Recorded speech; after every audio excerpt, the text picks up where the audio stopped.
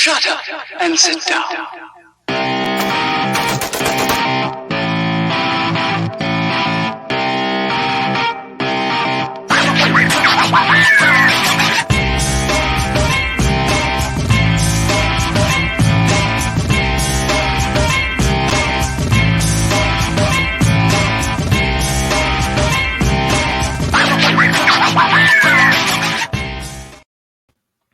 Hello, everybody. Welcome back to the Fight for Liberty show on Free Speech Media. Today, we have the most awesome guest we've ever had, a literal fucking rock star, Phil Labonte from All That Remains. Phil, thank you so much for coming on the show. Thanks for having me, Dave. How you doing? I'm doing pretty good. So I think you went on Reed's show a little while ago and kind of already talked about the backstory behind this, but we connected on Twitter because of basically a nice bromance between you and Reed. And It took both me and Reed a minute to connect that Twitter account with who you are and the band that you're a part of. And like the fact that I actually did know the band and I should have recognized the name, but it was just like Article 5 is what kept coming up. I was like, I don't know who this is. It's just some jack dude that really likes Reed. All right. Yeah. I mean, the Article 5 thing, I feel like that helps to bring attention to what I think would be a peaceful means to hopefully have a little more control over Washington, D.C. Mm-hmm. Or at least, if not to have more control over Washington, D.C., to alleviate some of Washington, D.C.'s control over the rest of the country. That might be a better way to look at it. So, but yeah, Reed's great. The first time I saw Reed, he was kind of like the dude standing up being like, whoa, you guys that are fighting, hold on. Why are we fighting? Kind of just like, yo, chill out. Everyone take a breath. Hold on. And I was like, all right, I get that. And I dig that. And so I reached out and started talking to him. And I think that people that are looking to lower the temperature in the libertarian area, I guess, it's a good thing when people do that, because, the fact that the joke is, you're not a real libertarian until someone says you're not a real libertarian. Right. That's pretty standard. And so I think that, that's part of the reason why libertarian ideas and stuff tend to be, they influence conservatives, I think, but I don't think that libertarian ideas in and of themselves get the credibility that they're due. So yeah, that's definitely been a complaint of mine over the last couple of years, because I'm fairly new to the actual word libertarian and the understanding of what all that entails. I like to say that I was raised kind of like constitutional conservative. I was raised to not trust the government, but to respect them, and that they're kind of like a necessary evil. And over the last 5 years, I've gone from I'm a libertarian because guns and drugs to I'm a libertarian because all government is coercion and taxation is theft. Yeah. I mean, you get there pretty quick. Once you start, you start digging into the libertarian ideas, you do kind of, you kind of get to the idea that, government in and of itself is kind of immoral, or at least turns out to be immoral. It may not be that the intent is strictly to subjugate people. It might be that the intent is for people to have a society that functions in a way that they find desirable. But I think that it's inevitable that government does become just coercion. And I think it's a fair thing to say.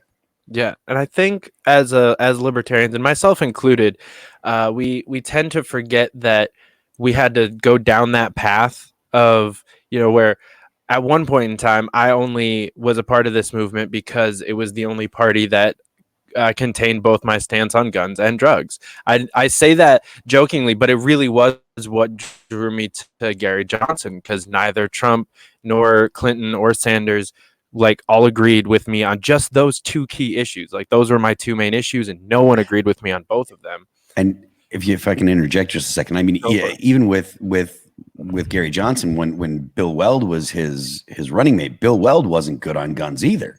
So even in the Libertarian Party, the official Big L Libertarian Party, at least, you get some people that will make some compromises that are a step further than turning your nose up and saying, okay, I think. I agree. At the time, I didn't know who Bill Weld was. All I knew about Bill Weld was that he was a 2-term red governor from a blue state that had balanced the budget, lowered taxes, and that had a generally good reputation within his state. That's really all I knew about him, and that sounded like added credibility to ticket. Like I loved the fact that they were both 2-term governors. They had more executive experience than the other two tickets combined. That statistic, I was like, this is beautiful. We should be able to get something crazy here. And I'll add that I joined the party after that decision was made. I came in under the Johnson Weld banner. I didn't know who McAfee or Austin Peterson or any of those people were. John McAfee's a treasure, man. Oh my God! In hindsight, I would have been 100% John McAfee. I would have supported him all the way in 2016 if I had been there back then, but I wasn't. People think Donald Trump's funny, and man, get to know John McAfee, and you're like, that dude is like Donald Trump on 10. Yeah, and actually pro-liberty too. yeah, exactly. Yeah, he's got good politics, and like if you're if you're people that found Donald Trump, if you found yourself drawn to Donald Trump because Donald Trump was a big middle finger to the establishment, then that's what I mean by John McAfee was Donald Trump on 10, because as much as Donald Trump was kind of a middle finger to the establishment, there's part of Donald Trump that all that guy ever wanted was people to love him. It's all he ever wanted. That was the driving factor in Donald Trump, is his own ego and the fact that he just wants to be liked and accepted. And I truly believe that if Barack Obama didn't mock him, that he wouldn't have run for president just to show Barack Obama, because I really believe that he figured, once I win, if I win the presidency, people will love me and people will adore me. I don't think that Donald Trump ever thought that he would get not just the resistance, but the hatred and the vitriol that he received from polite society. I think that he thought that once I get in there, they'll be nice to me. And so if you like the fact that he was kind of a middle finger, McAfee, I think that guy would have taken a dump right on the Oval Office, desk, and might have had a prostitute helping him, Yeah, it wouldn't be any of this scandal bullshit. Like, did our president sleep with somebody? Did they pay off a hook? No, he wouldn't. It's not a scandal with John McAfee. It's like, yes, there were prostitutes in the Oval Office. Yes. That's just a fact. It's in his public schedule. It's like meeting with the head of state from Saudi Arabia from 10 to 11, then meeting with the fucking minority leader in the House from 11 to 12, prostitute from 12 to 1, meeting with the VP from 1 to 2. Yeah, right. Oh man, I love John McAfee. That guy's so awesome. I really, really regret that I just kind of found him and had to go back and read up my information about him over the last year or so. I met more than one person that was on his team in 2016 this past year, and I'm like, okay, and they really informed me of how much better of a candidate he was than Gary Johnson, because I've just been defending Gary Johnson my whole time in the party, and I still will. I think shitting on Gary Johnson doesn't really do us any good right now. No. So I don't defend him because I agree with everything. I defend the idea that we shouldn't really be talking about his flaws anymore because they're 5 years old, and we need to be moving forward at this point. I heard Dave Smith talking about the day that he confronted Gary Johnson about the Aleppo incident. And I mean, his estimation was, that Gary Johnson's just not a leader. And fair enough, not everybody is. I don't think that I'm, I would never run for office because I don't look at myself as the kind of dude that would be like a leader type of dude. And so no hate towards Gary for it, but if you're not that guy, you're not that guy. And if you're not that guy, at the very least, you should be able to recognize that and then not run for president. Yeah, I think he has some of the qualities that could have made him a great candidate. He was a great governor. Like, he was a statewide leader. Like he had that level, I think, of, especially in a state like New Mexico, where it's not about popularity, it's about like a resume. But I agree. I think it was probably difficult for him to have that realization when he had so many people around him just like cheering him on, and because he kind of was our best bet in 2012. And then everyone just wanted him to keep going in 2016. And he was like, all right, I'll keep going in 2016. And if I was in his shoes, I would have had a hard time like really having that conversation with myself and being like, you know what, maybe McAfee would be better. Well, yeah. I mean, whether or not McAfee would be better, I don't know I don't know that the McAfee would have been better just because McAfee's a little too awesome to be the president. Like we were just talking, he's pretty awesome, and not most people can't handle how awesome McAfee is. I mean, the guy was like living on a boat running from the feds. That's just the coolest goddamn shit ever. But I know that, like, I was watching Morning Joe when the Aleppo thing went down, and I was appalled. I was so mad. I was furious. Like, I was standing up yelling at my TV, mad, because it's like, you're on the serious people show and you're talking to the serious people. And then what happens? You basically just drop the ball so badly on something that apparently he did know. He just kind of didn't put two and two together. Yeah.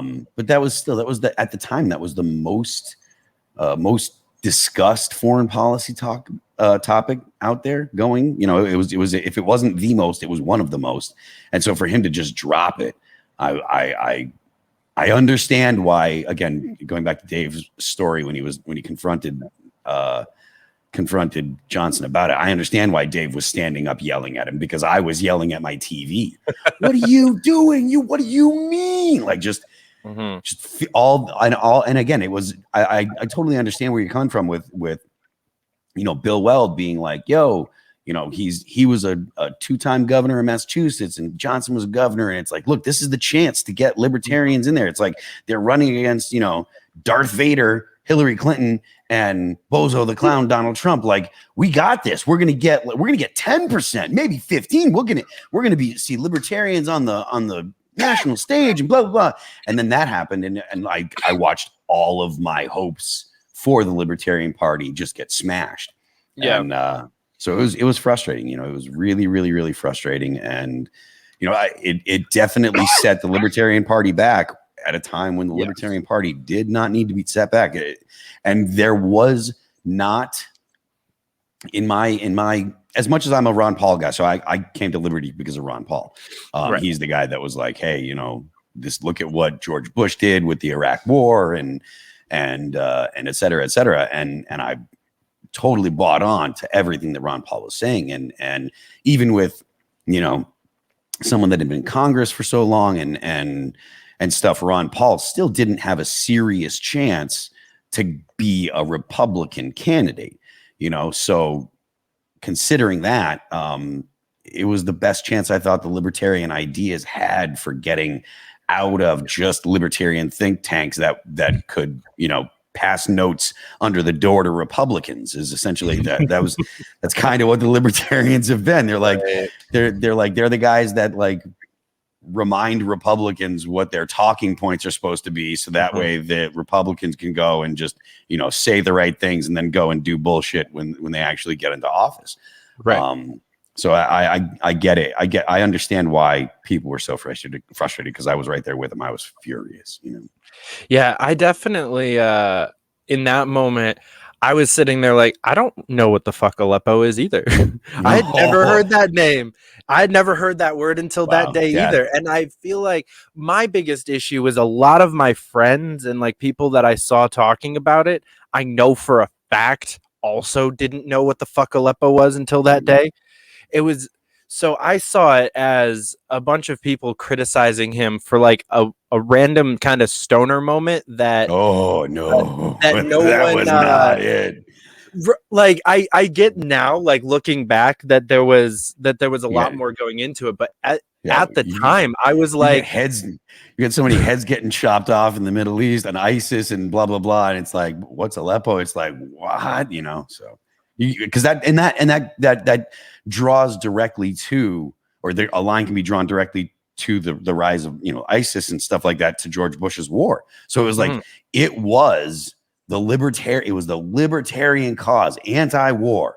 You know, George Bush fucked this up. Neocons, you had your day in the sun. Get the fuck out of here. I mean, he could have hammered that position. So, yeah, looking back, I fully understand why people were so critical. At the time, I was just like, okay, so he forgot a city name, big fucking deal. Like that was really what I saw that as in the moment. And I'm glad that I have gotten to learn more about libertarian philosophy and you know, the history of the party and what we stand for as an entire party. And I've gotten to become a real libertarian over the last 4 years. And, you know, like I was saying earlier, I think we've kind of forget that we all went down that journey, and that when we meet somebody that is barely libertarian, but is, you know, just realized that we're the party of guns and drugs, and they're still in that stage, and we go, okay, but you don't think all taxation is theft, so you're not a real libertarian. And, you know, I'm guilty of this too, but I've really been trying to work to on myself to stop that and the gatekeeping. And then, you know, with Reed and the entire Liberty Unity movement with like Jeremy Todd, and then, you know, Dave Smith has kind of come into that with, he's stopped a lot of his gatekeeping, and we've seen some people out of like the more radical caucus group do the same, and some pragmatists, and like we're seeing the Libertarian Party slowly adapt into not gatekeeping. And I think if we can continue that and be a little bit more accepting to, like 4 years, people that were like I was 4 years ago, that didn't really know what the fuck I was talking to, but in 4 years turns out to be who I am right now. Like, we can kind of plan ahead and be a little bit more accepting of these like half libertarians. Yeah, I think that it's important to allow people to, you know, go to people where they are. You know, don't expect people to come to you. Like, for libertarians to think that they're going to demand people come to them, that's an unrealistic expectation, because people have lives. Most people aren't as involved in politics as your average libertarian is, you know. Right. When you can explain libertarian ideas as, you know, mostly it's live and let live. You know, mostly it's don't hurt people. Like Matt Kibbe's book is the title of one of Matt Kibbe's books is great. Don't hurt people. Don't take their stuff. That is brilliant. That is a great way to explain libertarian ideas. Don't take people's stuff and don't hurt them. And I think that when you can relay the ideas like that, most people are like, yes, I dig that. I'm into it. And that's a great first step it's a great foot in the door, because once you get people saying yes, you can ask any salesman, you get the first yes, and the second yes comes easier. So, you know, don't hurt people, don't take their stuff. Yes. Well, taking their stuff, you know, sometimes taking their stuff isn't just taking their things, but sometimes it's taking their money. Hmm. Well, yeah, okay, all right, I see what you're saying, and you know, and you don't have to get people to say all taxation is theft right off the bat. If you can get people to conceive of taxation as just conceive of money as a part of their stuff, because a lot of times people will think when they're thinking of their stuff, they're thinking about the things they have in their home and their property and their those kind of things, but their Yeah. money isn't their things. They don't conceptualize it the same. Yeah. So if you can get people to think of their money as their things or their time as part of their things, you know, because everyone has 24 hours in the day. And if you have to spend that time doing something you don't want to, or doing something for someone else without any compensation, you know, that's someone taking your things, someone taking some of your stuff. And you can change the way people think about it and conceptualize it. That's a really good way to get people on the path of, you know, thinking about libertarian ideas. Or at least that's what it seems to me. Yeah, I completely agree. I think that there's a really simple path towards 'cause I think libertarianism, it's a philosophy. It's not a political, it's not a platform. I don't think it shouldn't. I've heard you say a couple of times that like libertarianism really isn't a party. And I definitely agree with you that it's bigger than the party, and it's a lot bigger than politics in general. It's a philosophy of like live and let live that has a lot to do with politics, but it has to do with everyday life as well. Like you live out a libertarian lifestyle or you don't really.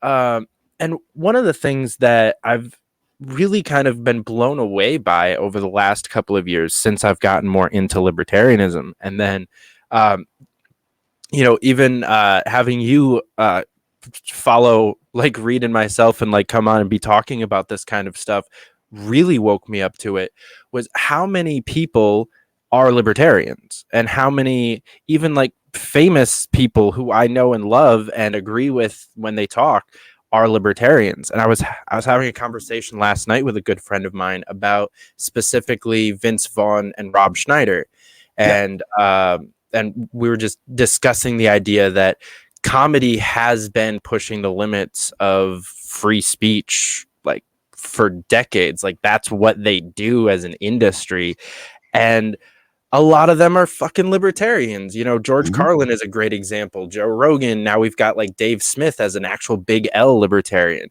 I think a lot of facets of music have a similar history, especially in like the rap and rock genres, where being an anarchist rock star is not weird. That's not an abnormal thing. Nowadays, it depends on what kind of anarchist you're talking about, because and I know there's so many different flavors of anarchy and stuff. If you're a very like if you're an anarcho-communist, you're a communist. You're not an anarcho. That's a lie.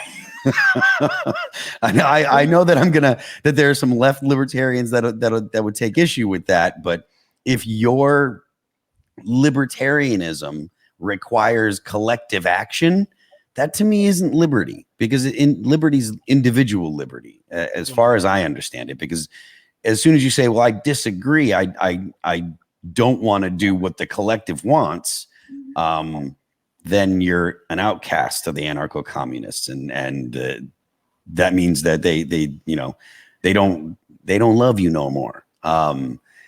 And I would say that a true anarcho-communist would have their ideologies based in a completely voluntary system that wouldn't be coercive. I agree that there's a lot of people that call themselves anarcho-communists that are communists. let me get this idea. Mhm. Like there are people out there like that call themselves libertarian socialists or anarcho-communists they're not libertarians. They're very heavy on the socialism, they're very heavy on the communism, and very light on the liberty side. Right. And to me, I don't see how you can square that circle. I don't see how you can say, well, so someone like Vosh, for instance, who's a guy that is on YouTube a lot. he's very much a socialist, Mhm. and he calls himself a libertarian socialist, but I don't hear a whole lot of the liberty in his talk. Yeah. And I've heard him, and I've watched some of his stuff, and I've heard enough to know that he's very light on the liberty, very heavy on the socialism. He's very pro-democracy, and I think democracy is a tool. I'm not pro-democracy for democracy's sake.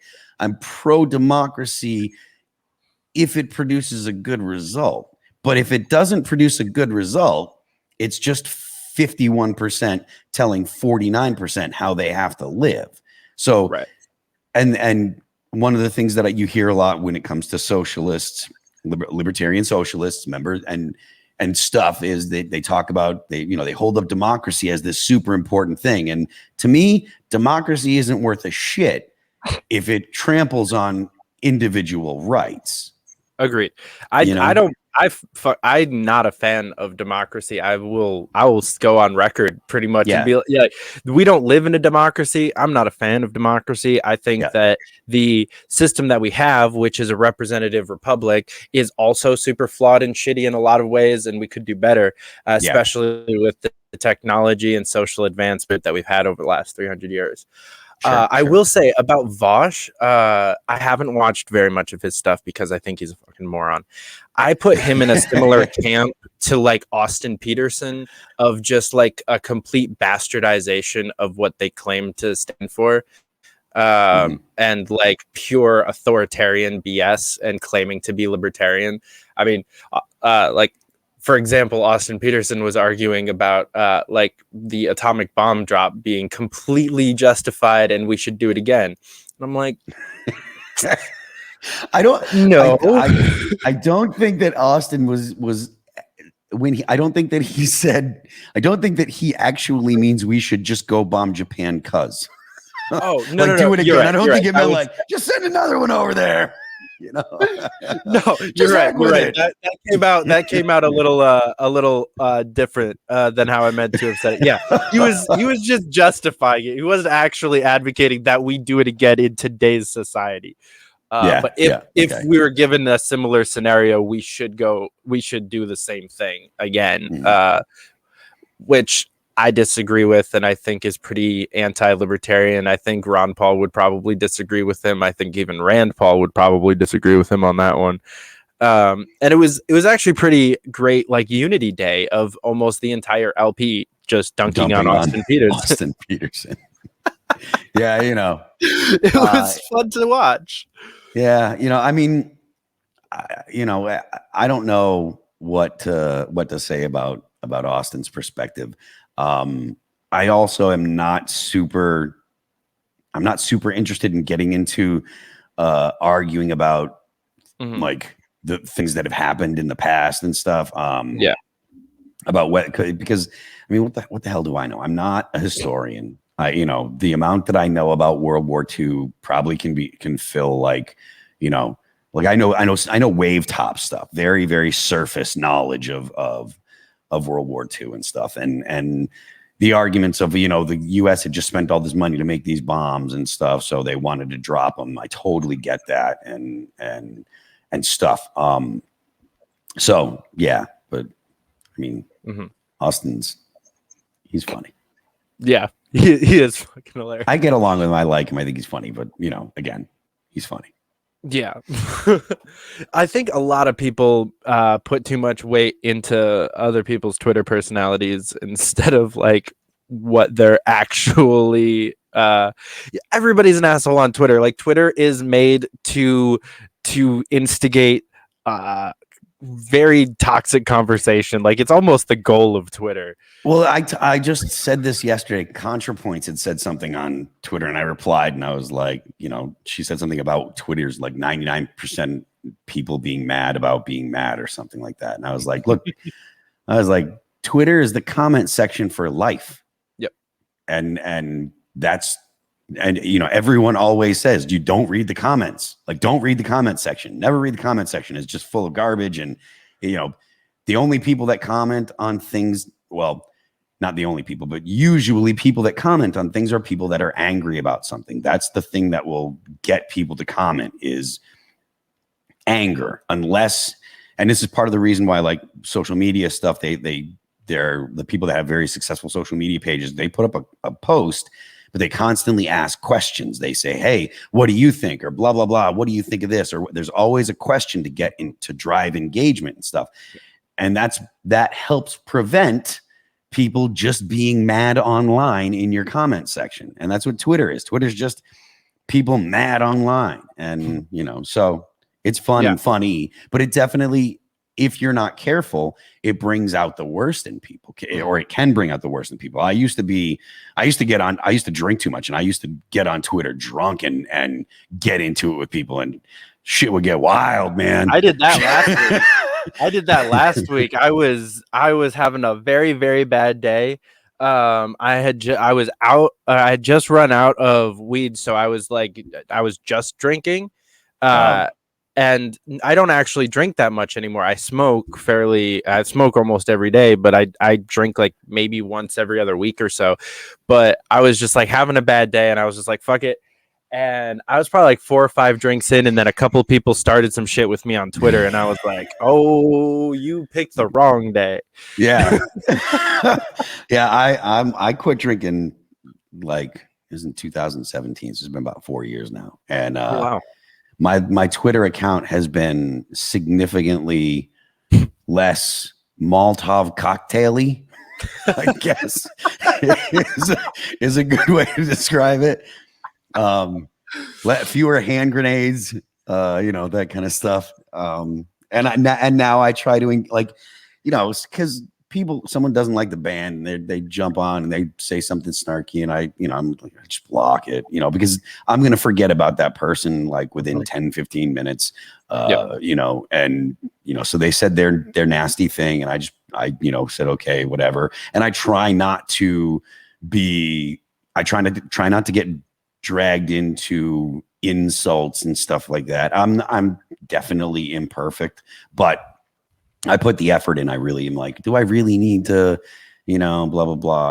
I don't really need to fight this guy or get into who is this person? They've got, 30 followers. Why am I going to waste my time for, that kind of stuff? But Twitter definitely can bring out the worst in you if you aren't careful, but it's good to be mindful. Yeah, when I first really got involved in Twitter, I had just joined the Tulsi Gabbard campaign, and I was up in New Hampshire. Oh, you came from Tulsi's campaign. All right, that's great. I did. I love that's actually where I met Reed. Reed and I worked together up in New Hampshire, and so I was up there, and I got back involved with Twitter because I had run for office in 2019, but I really didn't get involved in Twitter. It didn't work. I still only had like 20 followers by the time my campaign was over. So in New Hampshire, I hung out with Nick Sarwark and his wife Valerie over Thanksgiving, and I've gotten into it with Nick a couple times. So. He's a fun one on Twitter.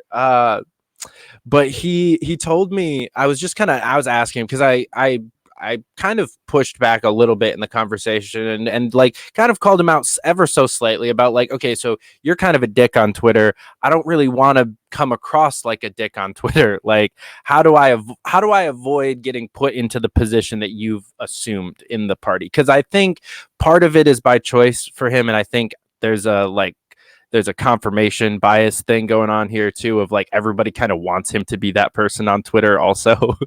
And there have been times where I've gotten into it with Nick, and there have also been times where I'm just like, Nick, like that, like all I'll say is like, come on, dude, or something like that. And he's like, he's like, I'm doing it. And he's just like, whatever, YOLO. And I'm like, all right, dude, do you, but like, do you really need to, and I don't, I mean, again, I'm not the guy that's going to tell someone what they have to or don't have to do, but Nick is a very polarizing person in the liberty world, and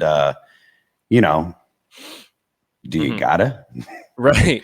I would love to see him back the fuck off in a couple of ways. And I've talked to him and I've talked to other people in his circles about just that same idea. Because I mean, the thing is, I had the exact same opinion of Dave Smith 6 months ago. I considered them almost exactly the same, and they acted the same online. But in the last 3 months, Dave has changed and changed a lot. Do you And think? Sorry to cut you off. Do you think that Nick's position as, former chairman of the LP and Dave's position as a comedian, do you think that that I'm trying to figure out the way to word this properly. I guess the way that the best way is to say, just explain how I feel. I feel like Nick, as the former chairman of the LP or chairman of the LP, behaving like Dave, who is a comedian, it's probably a bad thing. I feel like the chairman of the LP should be behaving a different way, should not be behaving in a way that alienates people. Whereas Dave is a comic. So if he wants to get on there and again, throw Molotov cocktails, then, he writes jokes for a living, so right. that's So my thought. So what do you think? I agree that Nick should be held to a higher standard. I think that if you objectively compare them, they rank pretty similarly, and I think that they both rank below, or they did both rank below my line of like, is cool for the position that you hold. Because I think even Dave, who is a comic, is also a leader in the movement and is now a leader in the party as Sure. he's taken up a leadership position within the Mises caucus. So I agree that Nick should have been held to a higher standard, and so deserves a little bit more shit for how he's behaved over the last couple of years. I think that if Dave wants to pretend like he's better than Nick, he then has to assume a similar standard of like, if you want to take over the party, you're going to have to clean up your act. And it looks like he kind of is, and I'm encouraged by that. And it's not like he's running for chair either. It's Angela, who I think has already a cleaner act than Dave, Nick, Josh Smith, any of the other people that have run for chair in a while. I think Angela's great. I think that she's probably like, I would get behind her. Like, she's running, so I would support her. I'm not sure exactly how you officially support someone, but anyways, that's how much I care about politics. I really hate politics. I'm not a big I'm a member of the party now, mostly because of the stuff that the Mises caucus has done, because that's where I come from. I come from, Ron Paul. I'm friends with Tom Woods. That's my understanding of libertarianism. So, and I think Angela McArdle's doing great work, and I think that she would do a great job, as chairman of the party. I have very few issues with. I have almost no issues with Angela. I don't necessarily support her campaign at the moment, purely because the current chair, Joseph Bishop Henchman, has only been there for a year, and he hasn't done anything wrong enough, in my opinion, for me to support removing him from office yet. I would want to give him another 2 years at least to like finish doing what he's doing. But it's going to come down to like convention day. I don't know who I'll vote for between the two of them. It's going to be hard. He's very, very understated. As far as I can tell, he's strictly, well, not strictly, but as far as I'm aware of, the vast majority of his perspective is economic stuff. He hasn't touched any of the culture war stuff that's going on right now. I don't know that you can do that. I don't know that that's not like, I don't think that you can just be like, I don't want to get involved in that, because I think a big part of the reason why there's a culture war is because one side of the culture war is making a whole lot of demands of people to,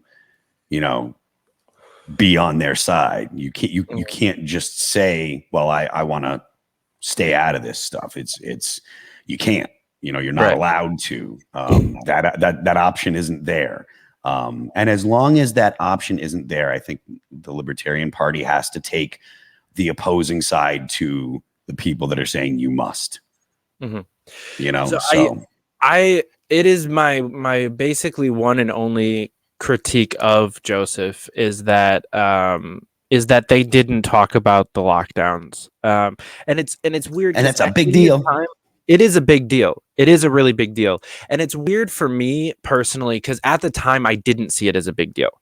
When it was happening and the LP was staying quiet about it, I was also kind of staying quiet about it. Like when they were saying 2 weeks to flatten the curve, I was like, I mean, as long as it's not a mandate, right? It's like a suggestion, then I mean, okay. Like if this works, if the science is there, I don't know. Nobody knows what they're talking about. So okay. And just to stay quiet about it for a little bit. And we were running a presidential campaign, like focus on figuring out because we were trying to plan the convention basically when all of this really started. And so we were just focused on that. And I was like, that's okay.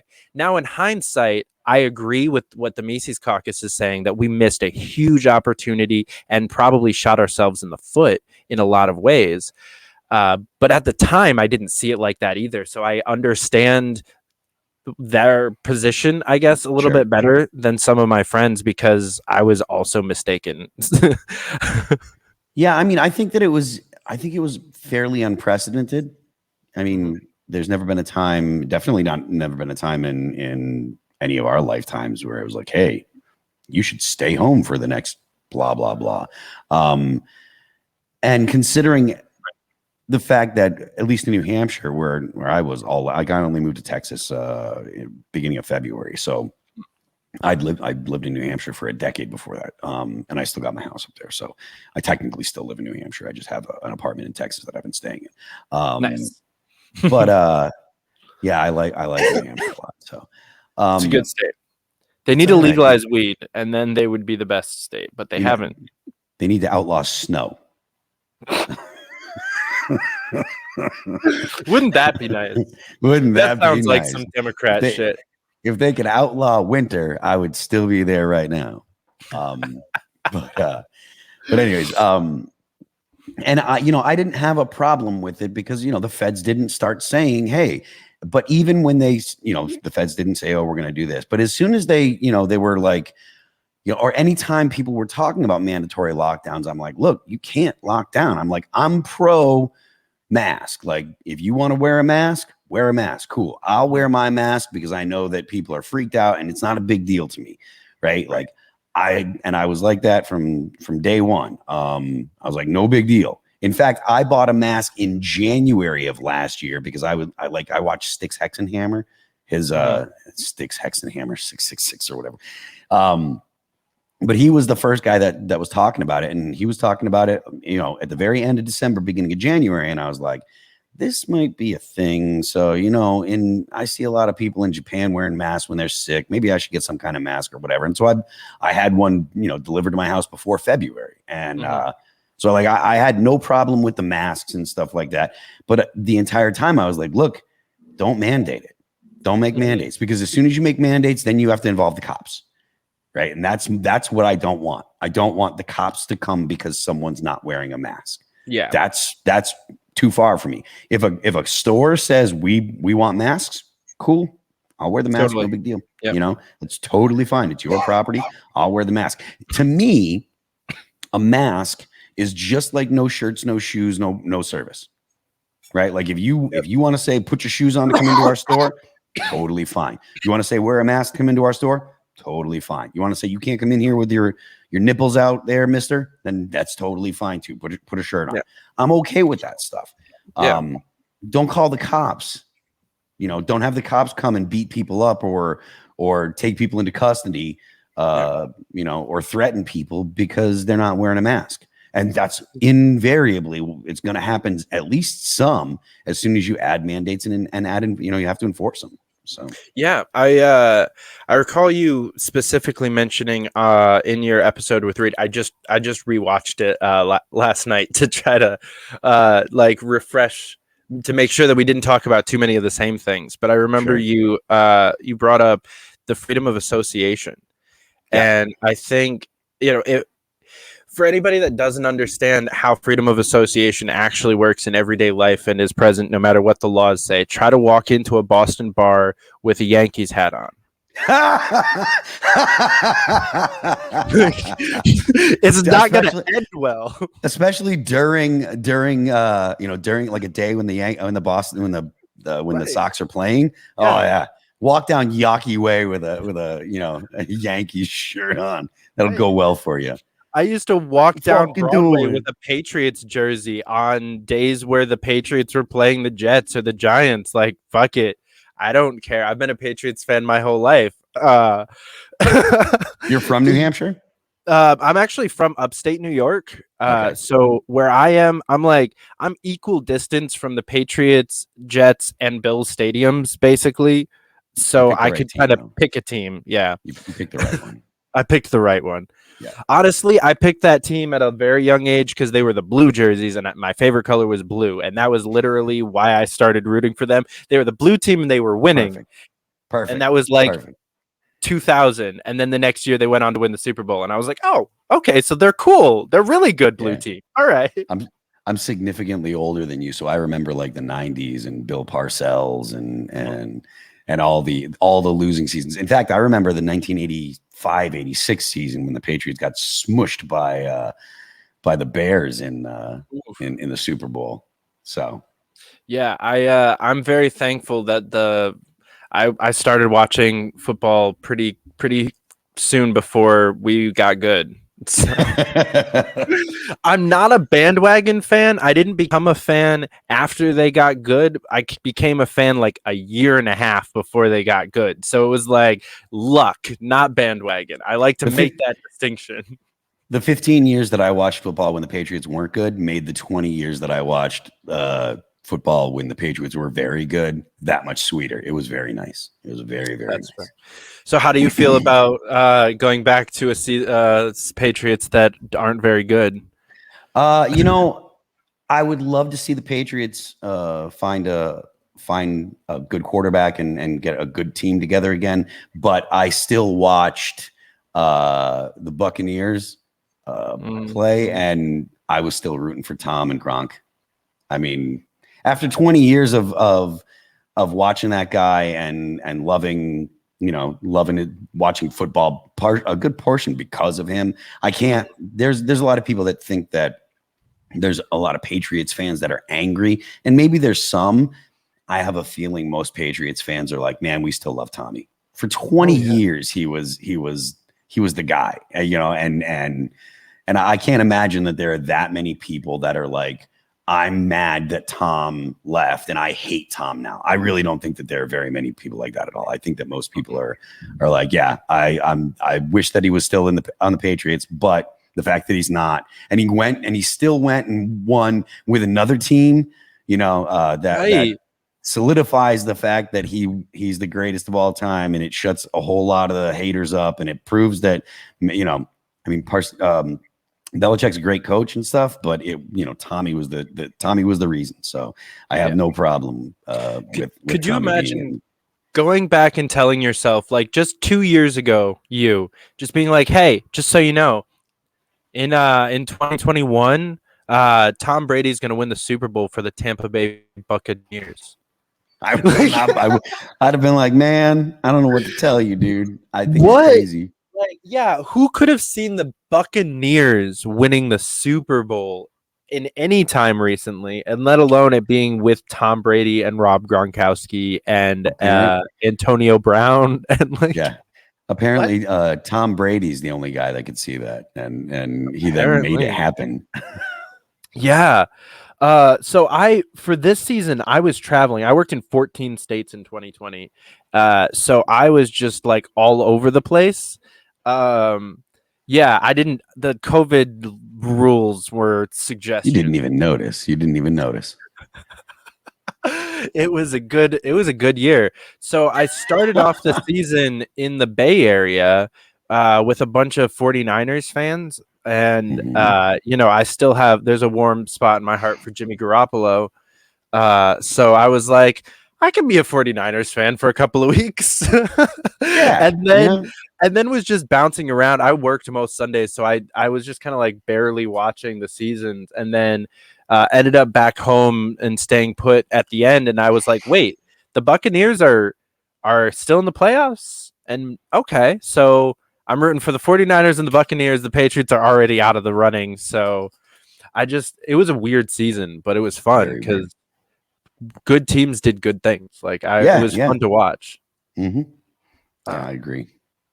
So I'm curious, kind of to backpedal to the conversation about like the music and the comedy and the kind of like anti-establishment Tarianism of it.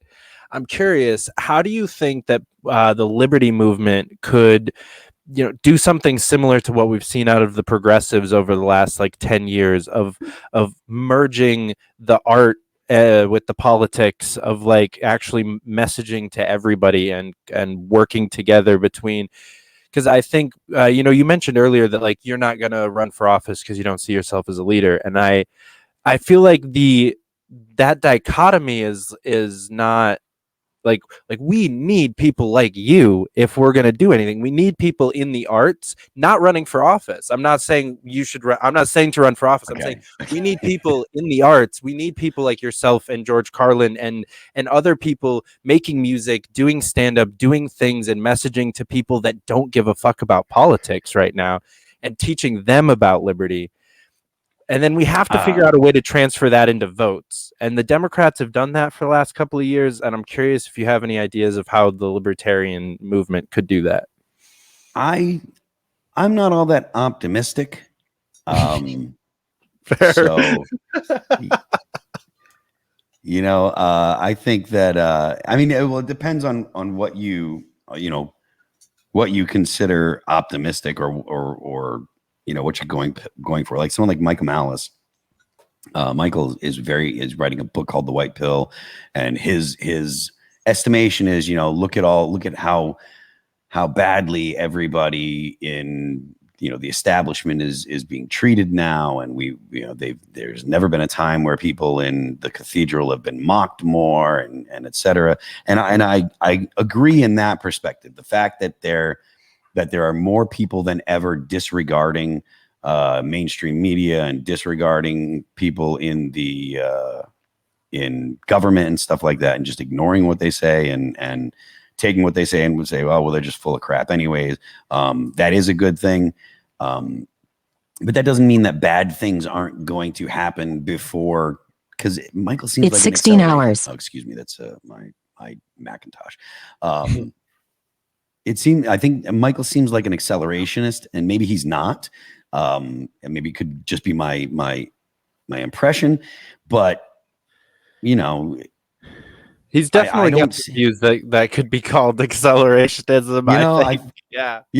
That's what it seems like. And again, I think he's great. I think that he's such a smart guy, and I think that I love his podcast and I love his book, and I can't wait for The White Pill, and I've got nothing but good things to say about him. I feel like his perspective when he says that he's white pilled is because it's all going to come crashing down. And for me, that's still kind of black pilled, because I expect a lot of bad things to happen when it comes crashing down. I don't see how the liberty movement convinces people that liberty is better than their stimmy checks. And that's the narrative that's going on now. Like you hear so many people talking about free money from the government, and and that's what the argument for UBI is. And as much as I think that Andrew Yang was an interesting guy, I think that his arguments for a UBI are compelling. They're bad, and I think that the results of having the arguments aren't bad. The results that would happen, I think, from a UBI are bad. And so if they were to implement some type of UBI, that would be bad, and the unintended consequences would be very bad. But it's an attractive thing to say, look, if you vote for me, you're going to get $1,000 a month for nothing. Yeah, it's funny. I'm working on a campaign right now. I'm the deputy campaign manager for Stacey Pressman, who's running for mayor of New York City against Andrew Yang. And it's so when Andrew Yang first pitched UBI, his original UBI platform was actually pretty similar to that of like Milton Friedman or like other actual like libertarian economists that have said like Hear me out, like, because I'm gonna shit on Andrew Yang for the rest of the sentence because he instantaneously showed why that plan is weak, but what he did was he sold out to every single other form of welfare slowly and surely, and then like turned UBI into some kind of like uh, voluntary, like you could be have it or you could not, and like he completely mangled it. His original platform was scrap every form of welfare that we have in the country and replace it with UBI. That is something that I can entertain a conversation about it being better than what we have right now. Maybe not. That's a whole debate for another time. But if you're talking about that, we can talk. As soon as you start to make those compromises, you lost me. And Yang went there instantaneously. I mean that's baked into the conversation though. As soon as one Democrat politician, and it doesn't matter, it's Democrats are the ones that well, actually no, because Donald Trump would do it too.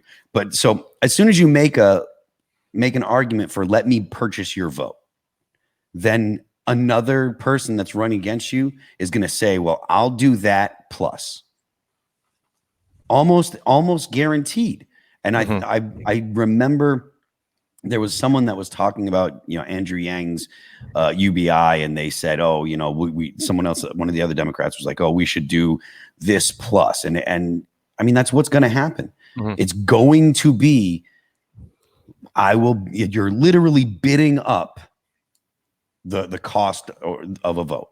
They're literally, and so to even entertain it, it's and now you've got people like Ilhan Omar talking about, get rid of rent or get rid of debt. We should just, cancel student debt and all these things. And it's literally just if people. You're an accelerationist, those are all really good ideas. I mean, that's about where I'm at. Like, look, whatever you guys want to do to give free money out, I'm going to go ahead and I'm going to try and get as much of it as I can.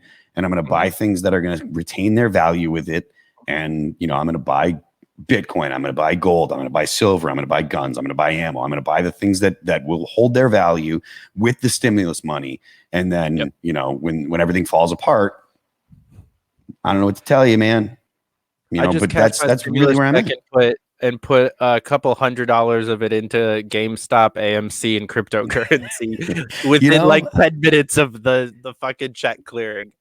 And so I don't know what the Libertarian Party can offer when really what the Libertarian Party is offering is responsible economic policy and liberty to live your life the way that you want, as opposed to if you just do the things that we want, we'll pay your bills for you. I mean, how do you compete with that? And I understand that there are people out there that think, oh yeah, people want responsibility, and some do, but it's not a large enough portion. I mean, all you have to do is go on to Instagram or Twitter or whatever and see all the people talking about what they're going to do with their $1,400 stimulus check. $1,400, like that is going to be gone in days, and then you're going to be in the exact same spot, and we're going to be 1.9 trillion deeper in debt, and then in the next couple of years, the inflation is going to start to be real. Is going to be really noticeable. The prices of everything is going to go up, and everything is going to be worse. So I don't know what we do. I don't know how to convince people that sound fiscal policy and liberty are better than stimmy checks for new kicks and a night out with the boys. I don't see how you tell people that, because they're just gonna be like, well, give me that money, Yeah. And the government is just doing the people in government are doing everything they can to purchase people's votes. Joe Biden bought votes. Like, he bought votes. He said, if you put me in office, we'll pass these things and I will write you checks. And they were smaller than the ones that Trump already had written and was ready to send out. Yeah, Trump was willing to send out $2,000 checks, actual $2,000 checks, not $1,400 checks. But it's just, to me, it's like, I'm over. I'm past the point of being like, yo, we need to stop this and stop that and da da. I remember I was a Ron Paul guy in 2008 and 2009 with the bank bailouts. And the fact that all they did was write checks for the banks, and people still remember that, and they're just like, man, where's mine? So now the government started writing checks to people. And look, the dollar's backed up by nuclear weapons. I mean, people want to say that it's backed up by the federal government and stuff, and that's not what it's backed up by. And people that say that it's not backed up by anything, it's only backed by imagination. No, it's backed by nukes. You have to use that money.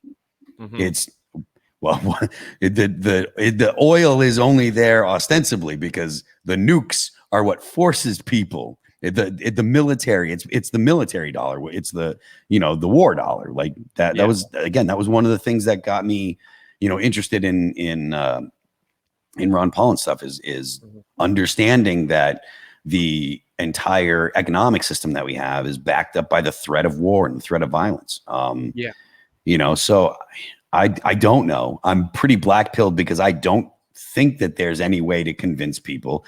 I think that the boomers screwed up with Gen X and with the millennials, and the millennials have made an absolute mess out of Gen Z. And you've got Gen Z now saying, just write me checks. You've got people like Alexandria Ocasio-Cortez saying, well, we can just print the money. So just print the money with no, modern monetary theory. Gen Z gives me some hope in some ways, I will say. Gen Z gives, because so Gen Z started like Wall Street Bets and the GameStop thing, and are what's pushing Dogecoin to become like a thing. The meme lords of Gen Z give me hope, to be honest. Because I agree, the millennials, we fucked up. And like AOC is a moron, and a bunch of millennials don't understand what monetary policy is.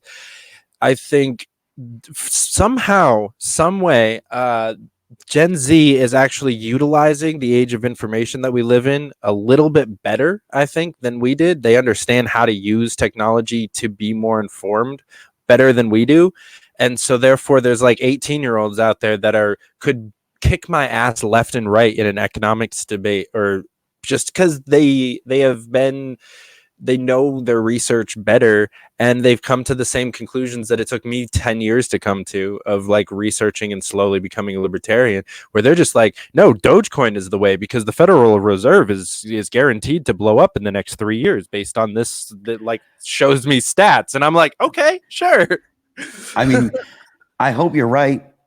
I buy Bitcoin and I've got a little bit of Doge. A joke amount, but I hope you're right. I want you to be right, but I'm not seeing, a lot of the memes and stuff that I've seen, not just memes, but a lot of the things that I've seen from people about the stimulus check and stuff is really, really just disheartening. There was a guy that was getting interviewed, and I couldn't bring this up or anything, or I couldn't produce the actual piece, but there was a guy that was getting interviewed by some news station, and he was talking about the bombing in Syria that recently happened. And he's like, those bombs are awful expensive for a guy that owes me $2,000. And I'm just like, Jesus fucking Christ, is that really how you think? Maybe it was a joke, but really? You're mad about the bombing because you haven't gotten your $2,000 yet? You're not mad about the bombing because of the people that died. You're mad about the bombing because of the money. That's it? Because the government hasn't given you $2,000. I mean, it's so, when you hear stuff like that, I'm just it's just so disheartening. And I don't see any convincing reason as to why I should be in a position, or why I should be optimistic. So I'll give you one more Gen Z story of optimism that I was reading the other day. Not that I'm really trying to convince you to be more optimistic about a generation of dweebs, but this one really hit home. was clued into a trend where they were actually able to be sharing the 3D printing designs for guns through TikTok. Nice. Good. I was like, fuck yes. Gen Z techno nerds for the win. I like that. Protecting our Second Amendment. So yeah, I think I think that Gen Z knows how to use technology against establishment better than we do, and so like they have an opportunity to maybe like win some shit. Like when we have 14-year-olds that can hack into the voting systems and change the votes, we like eventually that has to be able to be used for the better if the younger generation is anti-establishment enough. Like I hope, but I don't think that they're anti-establishment. I feel like I feel like they're not. I feel like so I mean, I don't know. Yeah, well, it'll be a rough couple of years, and it's I don't know. I feel like basically where I'm at right now, and Reed and I have talked about this a lot lately because Reed kind of has taken a whole bunch of black pills over the last month and a half or so, and I'm kind of like right there behind him. It's like until the guns start going off and like we're actually like burning it down, I'm gonna operate under this optimistic mentality of like trying to build the LP and doing the thing, but in the back of my head, like I'm still going to the range on the weekends and training. Like I'm still a marksman. I'm still ready for when the boog drops. Yeah. But until then, I mean, that's a smart thing to do. You know, like I mean, I train regularly. I went to probably 4 classes last year. I train jujitsu. I stay in shape. I try to I make sure that I don't dig into my storage ammo. I do all those type of things, and I cross my fingers and hope. But the inflation is coming with that. I think it was last year they made 30% of all the dollars that were ever created were made last year, and I don't know how much they've made this year, but they've made a whole bunch. And I don't see an end in sight. The inflation is coming. It may not come right now, but it'll be here fairly soon. Prices are started to rise on all your standard goods and stuff. So people should be preparing. Hopefully they are. Agreed. Well, Phil, before we go, I want to give you an opportunity to like tell people how to follow you, how to get involved with anything that you're working on. I am Phil That Remains. Phil That Remains on Twitter. I stream on Twitch Monday, Tuesday, Thursday, and Friday at 8 p.m. Eastern time. That's twitch.tv/Phil That Remains. And people ask a lot, how do you what's the best thing I can do to support the band or the music and stuff like that? I've got a Patreon. It's patreon.com/Phil That Remains. Sign up for that. To get involved in that is $3. I post all the time, all the stuff that people do on Instagram and on other social media networks and stuff. I do that all on Patreon. $3 and you support an artist who doesn't sell records anymore and who hasn't been on tour in over a year. So but yeah, patreon.com/Phil That Remains, twitch.tv/Phil That Remains, twitter.com/Phil That Remains. And the band is All That Remains. We're on Facebook, Instagram, Twitter is ATRHQ, etc. So yeah, those are the best ways. All right. Well, I highly, highly encourage everyone watching. If you don't already follow Phil, which sounds hard to believe, make sure you're going and correcting that right now. Phil, thank you so much for coming on the show. This was a blast. All right, man. Thank you very much. I'd like to come back and we'll bullshit again. All right, definitely. Guys, thanks so much for watching. We'll catch you back here next time. Hey fighters, thanks for watching. Don't forget to subscribe to the channel for more videos. If you want to learn more or get involved, go to fightforliberty.com/join or reach out to us on Instagram, Facebook, or Twitter at Fight for Liberty. If you want to help keep the show going, Patreon and Cash App are the way to do that. We'll catch you back here next time. Until then, keep up the fight.